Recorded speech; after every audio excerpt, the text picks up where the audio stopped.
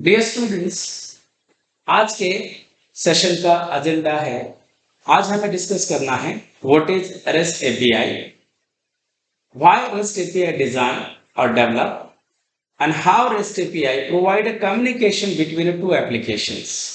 Students, आज हमें इतने पॉइंट डिस्कस करना है। सो चलिए स्टूडेंट्स, आज हम डिस्कशन स्टार्ट करते हैं।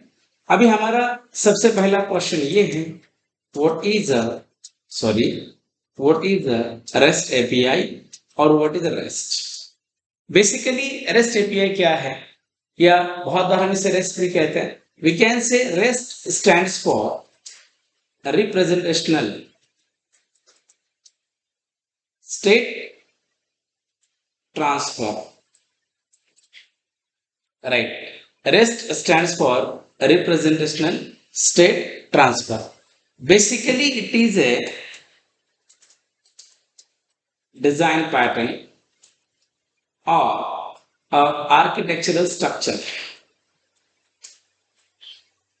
याद रखिए, रेस्ट प्रोटोकॉल नहीं है, हम रेस्ट को प्रोटोकॉल नहीं कहेंगे। रेस्ट को हम स्पेसिफिकली डिजाइन पैटर्न कहते हैं, या एक आर्किटेक्चरल स्टाइल है, एक आर्किटेक्चरल स्ट्रक्चर है, right? And build on top of HTTP protocol. Yes sir, मतलब रेस्ट एपीआई जो भी है ये किसके टॉप पे बिल्ड किया है? HTTP प्रोटोकॉल के ऊपर ही बिल्ड किया है। Means if you want to work with a REST API, we need to use the HTTP protocol as a supporting protocol for send request and response using a REST API. Okay, इसका मतलब क्या है? देखिए, rest की बात अगर हम करेंगे, इसका फुल फॉर्म है रिप्रेजेंटेशनल स्टेट ट्रांसफर, बट ये प्रोटोकॉल नहीं है स्टूडेंट्स, एक डिजाइन पैटर्न माना जाएगा। और ये जो डिजाइन पैटर्न है HTTP प्रोटोकॉल के ऊपर ही बिल्ड किया गया है, या HTTP प्रोटोकॉल की सपोर्ट से ही बिल्ड किया गया है, राइट? मतलब अगर आप रेस्ट के अंदर कुछ रिक्वेस्ट सेंड करना चाहते हैं या कुछ रिस्पॉन्स अगर आपको चाहिए, तो आपको HTTP प्रोटोकॉल की ही जरूरत पड़ती है। Without HTTP protocol we can not work with REST API. Okay, basically this API designed by और REST designed by, ऐसे लिखते हैं, REST designed by doctor Roy fielding. Okay, एक साइंटिस्ट है जिन्होंने अपने PhD के डिसर्टेशन के प्रोजेक्ट में REST API का इनोवेशन किया है students. Okay, so we have one more question, why use a REST API or why REST API design? ठीक है, फिर अगर हमारे पास ऑलरेडी हम HTTP प्रोटोकॉल से रिक्वेस्ट वगैरह सेंड करते हैं, तो सवाल आता है कि REST API डिजाइन क्यों किया, क्या जरूरत है? देखिए, HTTP प्रोटोकॉल की कुछ लिमिटेशंस है।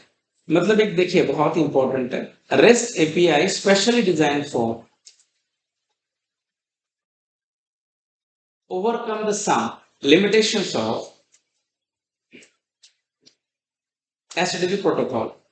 बेसिकली अगर हम HTTP की बात अगर करते हैं, तो what is the limitation of HTTP protocol? If you think about a plain HTTP protocol,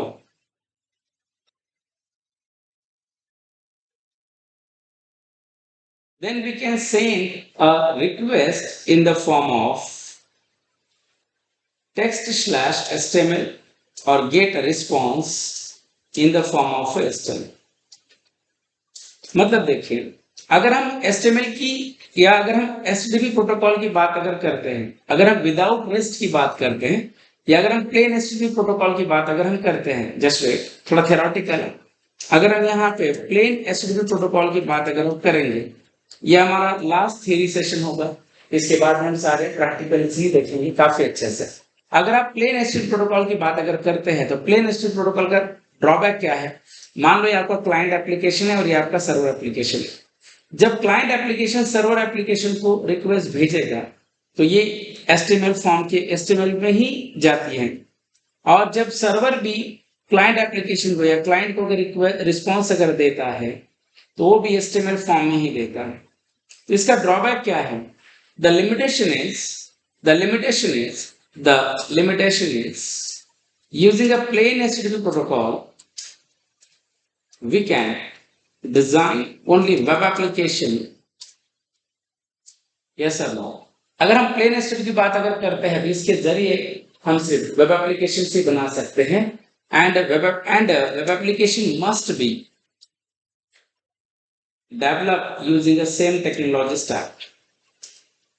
Okay, मतलब अगर हम इसकी ड्रॉबैक अगर हम देखते हैं तो सर्वर साइड का जो भी एप्लीकेशन है, ये एप्लीकेशन जिस टेक्नोलॉजी में डेवलप हुआ है उसी टेक्नोलॉजी में क्लाइंट साइड का एप्लीकेशन भी डेवलप होना बहुत इंपॉर्टेंट.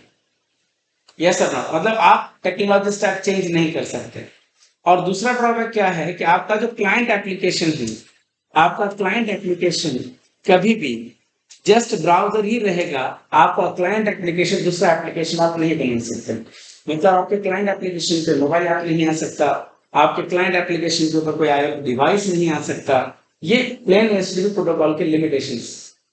और इन लिमिटेशंस को कवर करने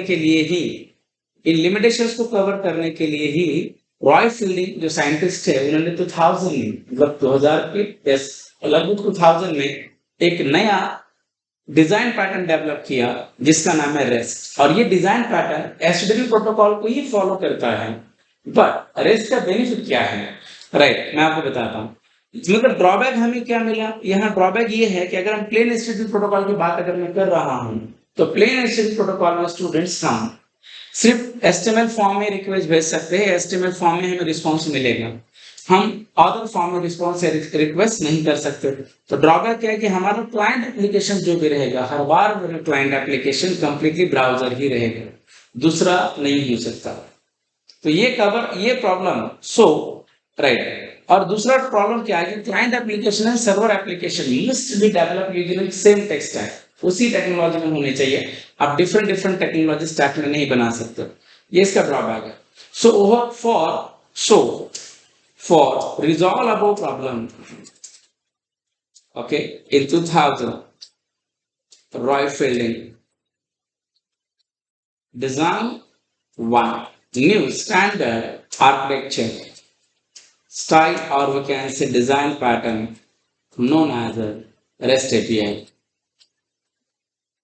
ओके, तो ये प्रॉब्लम सॉल्व करने के लिए 2000 में जो साइंटिस्ट है रॉय फील्डिंग ने अपने PhD की डिसर्टेशन में एक नया आर्किटेक्चर या नया डिजाइन पैटर्न इन्वेंट किया जिसका नाम है REST API या REST कहते हैं. API तो हम बाद में कहेंगे, REST कहेंगे. तो इसका फायदा क्या है? We have some benefits of REST API. क्या क्या फायदे हैं? सबसे पहला फायदा ये होता है we can send request using any format and get response in any format, like as a string, HTML, JSON, XML, etc. ये फायदा है. मतलब अगर हम यहाँ रिक्वेस्ट अगर हम रेस्ट के जरिए भेजते हैं, मतलब रेस्ट HTTP को ही यूज करेगा. मतलब यहाँ तो हमारा HTTP रहेगा, यस और नो, यहाँ तो हमारा HTTP प्रोटोकॉल ही रहेगा, बट इस HTTP प्रोटोकॉल के ऊपर एक लेयर होगी जिसका नाम है रेस्ट. और ये रेस्ट का क्या काम है कि आप रिक्वेस्ट किसी भी फॉर्म में दे सकते हैं. आपका रिक्वेस्टेड डेटा JSON फॉर्मेट में जा सकता है, XML फॉर्मेट में भी जा सकता है, या स्ट्रिंग फॉर्मेट में, व्हाटएवर किसी भी फॉर्मेट में जा सकता है. ये फायदा है. और रिस्पॉन्स जब किसी फॉर्मेट में भी दे सकते हैं. तो हमें दूसरा फायदा क्या मिलता है? The second benefit is yes you can design your client application and a server applications in a same technology stack or in a different technology stack. मतलब हमें फायदा क्या मिलता है कि हमारा जो क्लाइंट एप्लीकेशन है और जो सर्वर एप्लीकेशन है ये सेम टेक्नोलॉजी स्टैक में हो ऐसा मैंडेटरी नहीं है. मतलब मान लो कि मैं अगर कोई प्रोजेक्ट अगर बना रहा हूँ, मान लो मेरा सर्वर एप्लीकेशन अगर स्प्रिंग बूट के अंदर अगर है, कंसीडर मेरी सर्वर एप्लीकेशन अगर स्प्रिंग बूट के अंदर है, तो मेरी एक क्लाइंट एप्लीकेशन मान लो मैंने रिएक्ट में बनाई है, मान लो मेरी एक क्लाइंट एप्लीकेशन मैंने एंड्रॉइड में बनाई है, ऐप बनाया है, एक मेरा एक IoT डिवाइस है जो मेरे इस एप्लीकेशन के साथ कम्युनिकेट कर रहा है. मतलब यहाँ हमें फायदा ये मिला कि रिएक्ट एक अलग टेक्नोलॉजी, स्प्रिंग बूट अलग है, मोबाइल एप्लीकेशन अलग है और आईओटी डिवाइस अलग है। मतलब आपका क्लाइंट मैंडेटरी नहीं है कि वो ब्राउजर ही रहे। ये फायदा है रेस्ट का, इसीलिए आजकल इंडस्ट्री में रेस्ट बहुत यूज होता है। Is it clear? मतलब क्लाइंट एप्लीकेशन आपका ब्राउजर ही रहे, ये मैंडेटरी नहीं होगा।